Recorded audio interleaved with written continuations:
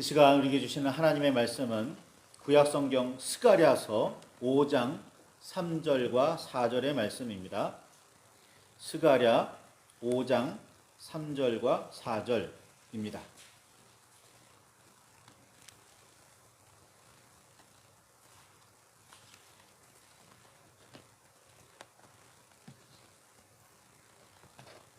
구약성경 1316쪽입니다.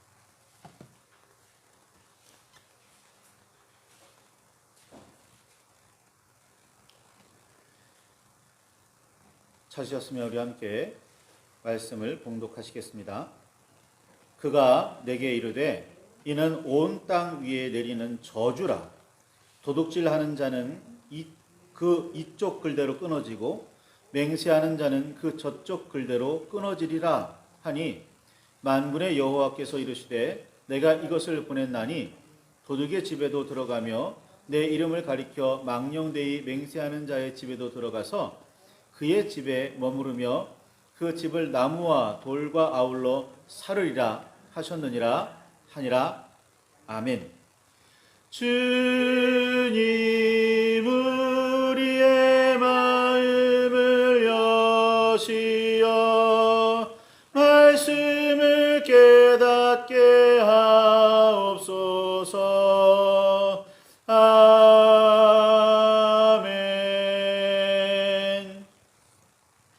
주님의 사랑과 그 크신 은혜가 저와 여러분 안에 가득하기를 소망합니다. 스가랴 선지자는 다리오 왕 제2년 8째 해에 여호와의 말씀이 자신에게 임했다면서 기록을 시작했습니다. 학계 선지자가 말씀을 받은 지 2달이 지난 때였습니다. 70년 동안의 포로 생활을 마침내 벗고 유다 예루살렘으로 돌아온 사람들에게 하시는 말씀이었습니다. 포로 귀환은 3번에 걸쳐 이루어졌는데 첫 번째는 바사 즉 페르시아의 고레스 왕 원년에 있었습니다. 여호와께 감동된 고레스 왕은 여호와의 성전을 건축하라는 명령과 함께 포로로 끌려와 있던 유다 백성을 돌려보냈습니다. 이 첫 번째 포로 귀환을 이끈 사람이 스룹바벨입니다. 스룹바벨은 고레스 왕이 임명한 유다 총독이기도 했습니다. 학계와 스가랴 선지자는 이때에 활동했습니다. 두 번째 포로 귀환은 아닥사스다 왕 제7년에 스가랴를 중심으로 이루어졌습니다. 죄송합니다. 스가랴가 아니죠. 에스라입니다. 죄송합니다. 두 번째는 에스라를 중심으로 아닥사스다 왕 때 이루어졌습니다. 세 번째 포로 귀환은 같은 아닥사스다 왕 제12년에 두 번째 에스라 때가 7년, 아닥사스다 왕 7년이라면 느헤미야를 중심으로 세 번째 귀환이 아닥사스다 왕 제12년에 이루어집니다. 약 5년 뒤이죠. 첫 귀환 공동체의 목표는 무너진 성전 건축이었습니다. 이는 고레스 왕의 명령이기도 했습니다. 고레스 왕은 자기 신들의 신당에 두었던 여호와의 성전 그릇들을 모두 꺼내주기도 했습니다. 성전 건축이 시작되었을 때 귀환 공동체 사람 중 제사장들과 레위 사람들과 나이 많은 족장들은 첫 성전, 그러니까 솔로몬이 지었지만 바벨론에 의해서 부서졌던 그 성전을 기억하면서 대성통곡을 하며 눈물을 흘렸습니다. 무너진 성전이 다시 건축되는 모습을 보니 얼마나 감회가 깊었겠습니까?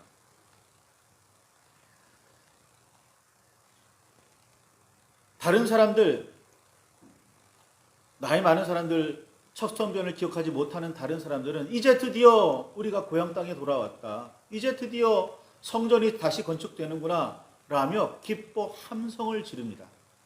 그 대성통곡 소리와 기쁨의 함성 소리가 막 이렇게 어우러져 있었다고 성경은 그렇게 기록하고 있어요.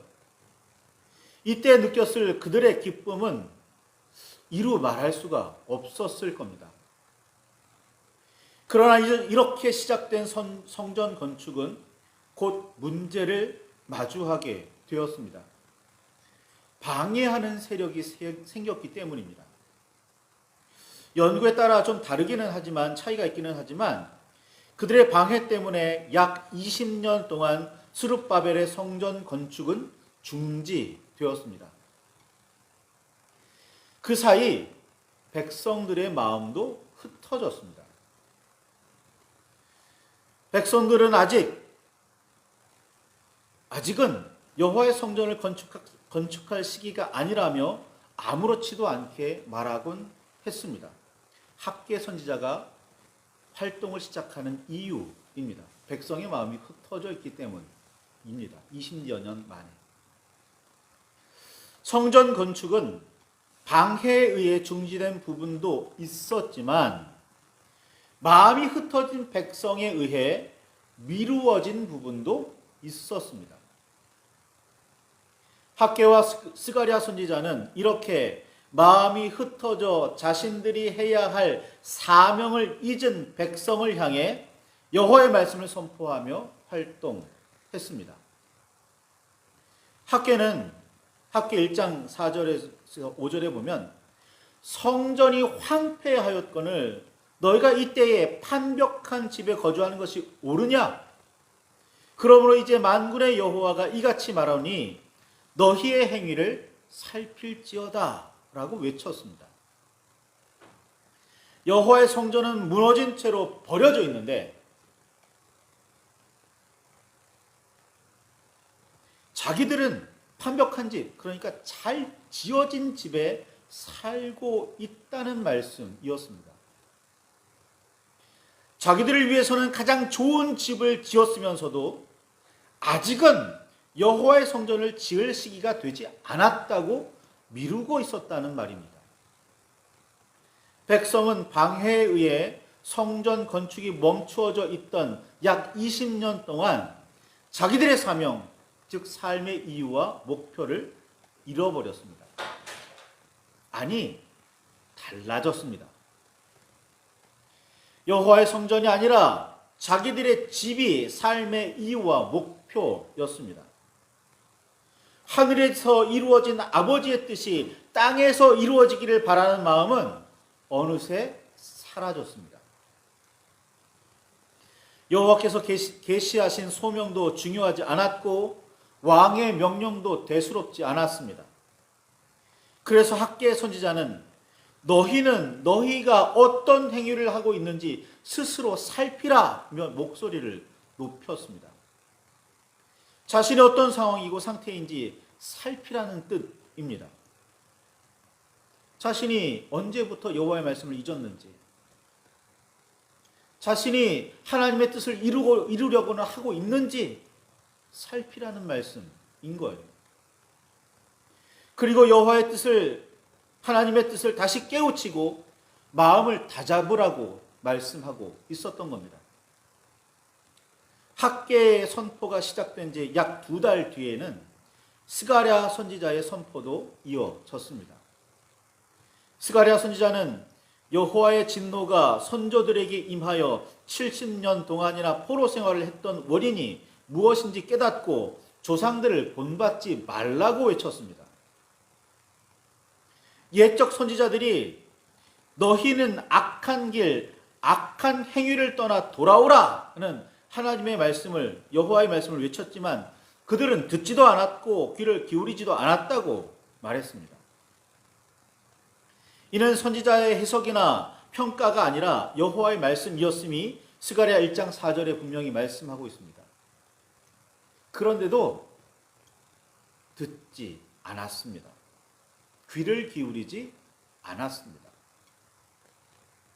믿음은 들음에서 난다는데 아예 들을 생각도 하지 않았고 들으려고 하지도 않았습니다. 스가랴가 학개의 뒤를 이어 목소리를 높여 외칠 수밖에 없었던 이유는 당시의 백성들이 귀를 닫고 듣지 않았기 때문입니다. 이는 그들이 조상의 행위를 그대로 본받는 일이었습니다. 유다가 멸망하기 이전, 아니 그 오래전부터 여호와께서는 그들이 하나님을 떠나 우상을 섬기며 주의 법을 떠나 제멋대로 살고 있음을 수차례 지적하셨습니다. 이 일을 위해 수백 년 동안 수없이 많은 선지자가 목소리를 높여 외쳤고 목숨을 바쳐 백성을 깨우려고 애를 썼습니다. 그런데 나라가 망하고 포로로 끌려가기까지 그들은 자신들의 생각과 삶을 돌이키지 않았습니다. 결국 멸망과 포로 생활을 겪고 나서, 다시 말해서 매를 맞고 나서야 조금 깨달았습니다. 그리고 포로에서 돌아왔죠. 그러면 이제는 이전과는 다른 마음가짐과 삶의 삶을 보여주어야 했습니다. 그런데 막상 문제가 발생하고 어려운 장애물들이 생기자 그들은 또다시 이전처럼 행동했던 겁니다. 성전 건축이 회방받고 미루어지는 사이에 이들은 조상들의 행위를 본받기 시작한 겁니다. 여호와의 말씀을 듣지 않아요. 귀를 기울이지 않습니다. 성전을 건축하라는 하나님의 뜻이 그들에게 어느 순간 사라져 버렸던 겁니다. 그냥 조상들처럼 멸망을 향해서 치닫고 있었던 조상들처럼 또 그런 삶이 시작되었던 겁니다. 하나님께서 우리를 시험하셔서 어려움을 겪게 하시는 데는 몇 가지 이유가 있습니다.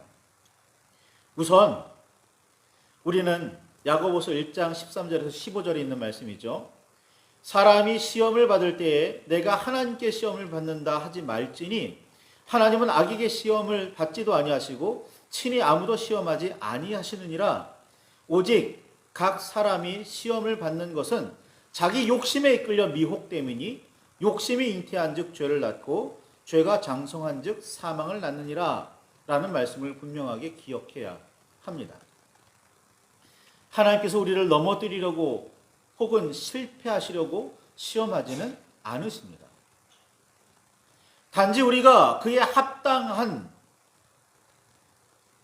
믿음, 신앙생활을 하고 있는지 확인하실 뿐입니다. 그런데 우리는 종종 그 시험에 빠져 허우적거리며 실패로 치닫습니다. 하나님께서는 허우적거리라고 시험하신 게 아니었어요. 넘어지라고 시험하신 게 아니었습니다.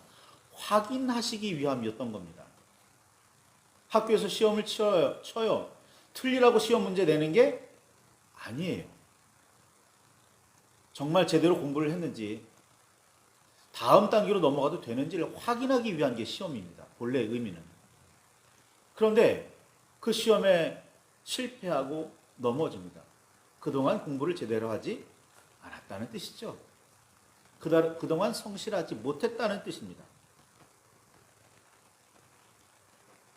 사탄이 우리를 방해하기 때문이기도 하지만 우리가 우리의 욕심에 끌려 미혹되었기 때문에 넘어지고 쓰러져 허우적됩니다. 남 탓, 나아가 사탄 탓하지 마시기 바랍니다. 물론 남 탓도 있고 사탄 탓도 있기는 합니다. 그러나 애초에 우리에게 그런 욕심이 없었다면 아무리 사탄이 유혹하고 남이 우리를 이렇게 흔들려고 해도 넘어갈 가능성, 쓰러질 가능성은 전혀 없습니다. 어떤 이들은 사탄은 대단한 힘으로 우리를 치기보다는 그저 우리의 귀에 작은 목소리로 속삭일 뿐이라고 그렇게 말하기도 합니다. 사탄이 어떻게 대단한 능력을 우리에게 휘두르는 게 아니라 그냥 속삭이는 거예요. 그냥 속삭이는 거예요. 그 작은 속삭임에 우리는 그렇게도 쉽게 미혹되고 쓰러집니다. 작은 걸림돌에 걸돌에 걸려 넘어집니다. 실수와 실패의 원인은 우리의 부주의와 욕심에 있다는 말씀. 그게 야고보서의 말씀입니다. 스가랴 선지자는 이 사실을 백성들이 깨우치기를 바랬습니다. 너희가 잘못하고 있다는 거예요. 물론 방해도 받고 있었고 여러 가지 문제도 있었지만 너희에게 그럴 마음이 이미 사라져 버렸다는 거죠. 스가랴는 어느 날 매우 큰 두루마리가 하늘을 날아가는 환상을 보게 되었습니다. 천사가 스가랴에게 그 두루마리가 바로 온 땅 위에 내리는 저주라고 알려 주었습니다. 하나님의 말씀이 분명히 기록되어 있을 텐데 축복이 아니래요. 은혜가 아니랍니다. 구원이 아니래요. 저주랍니다. 그리고는 스가랴 5장 3절에 있는 것처럼 도둑질하는 자는 이쪽 글대로 끊어지고 맹세하는 자는 저쪽 글대로 끊어지리라 라고 그 두루마리에 기록되어 있다고 설명을 해줍니다.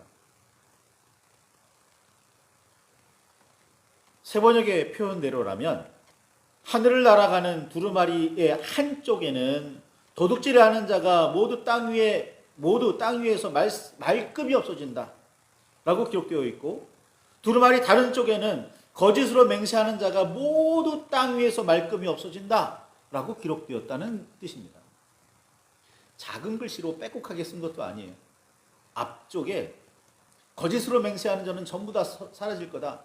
뒤쪽에 도둑질하는 자는 전부 다 사라질 거다. 이렇게 기록되어 있다는 겁니다.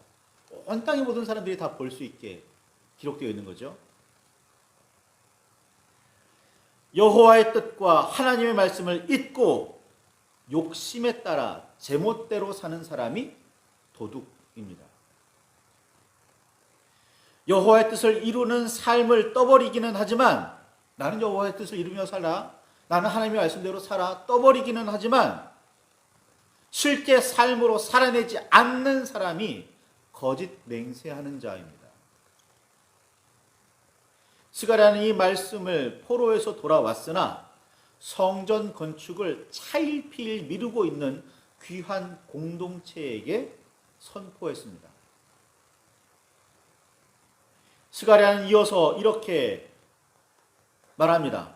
스가랴 5장 4절에 만군의 여호와께서 이르시되 내가 이것을 보냈나니 도둑의 집에도 들어가며 내 이름을 가리켜 망령되이 맹세하는 자의 집에도 들어가서 그의 집에 머무르며 그의 집을 나무와 돌과 아울러 사르리라 선포합니다. 여호와의 뜻을 따르거나 하나님의 말씀을 이루거나 그리스도를 본받는 일에 우리의 진심이 담겨 있나요? 우리의 진심은 다른 곳을 향하고 있고 신앙생활은 단지 은혜와 복을 얻기 위한 수단일 뿐 아닌가요? 하늘이나 하나님의 나라가 아니라 이 땅에서 얼마나 풍족하게 소위 성공한 삶을 살아가느냐, 이것이 삶의 이유이자 목표 아닙니까 혹시?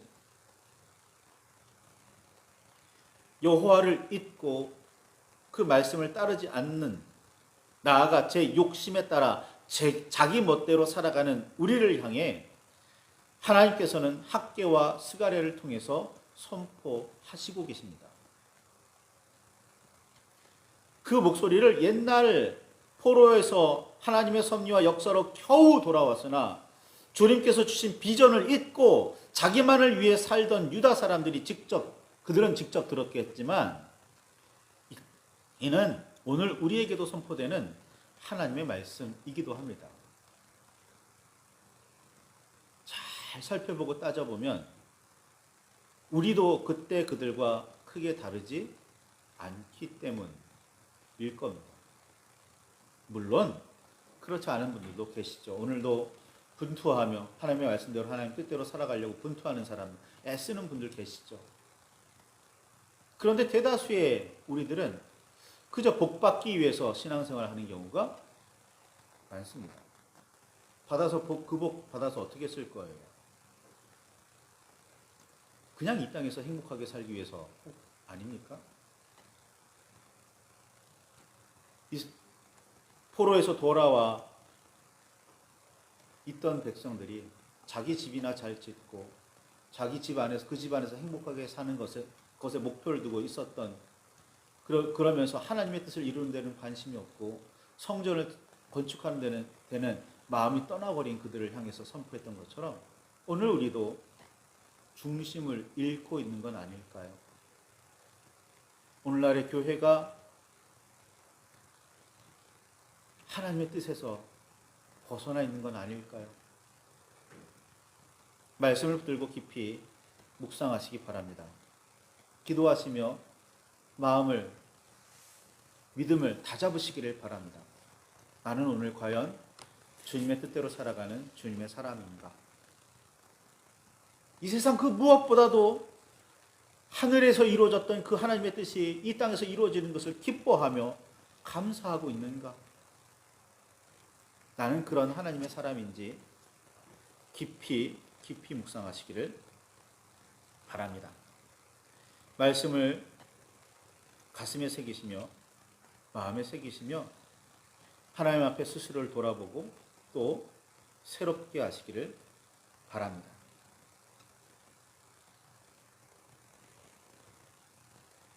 기도하시겠습니다.